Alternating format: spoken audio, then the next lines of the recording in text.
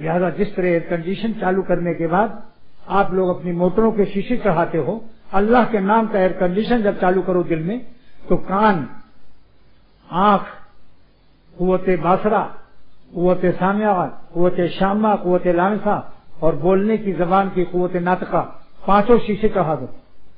یعنی اللہ کی نافرمانی میں مت استعمال کرو، نہ آنکھوں کو، نہ کانوں کو، نہ ناک کو، نہ زبان کو اور نہ قوت لامسہ ہاتھ.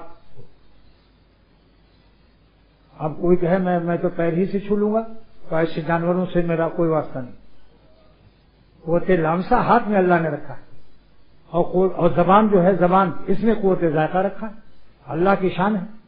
خون، میرے شیخ فرماتے تھے کہ روٹی سے لال لال خون بنا، آنکھ کی پتلی میں آ کر وہی سرخ رنگ کا خون روشنی بن گیا. کان کے اندر وہی سرخ رنگ کا خون قوت سامعہ سننے کی طاقت بن گئی. زبان کے اندر وہی بولنے کی طاقت بن گئی. کیا شان ہے مالک.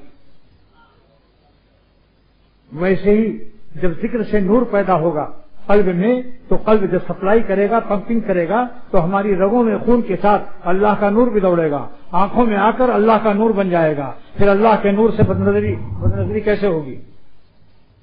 بولیے گا. کان سے گانا سننے کی ہمت نہیں ہوگی.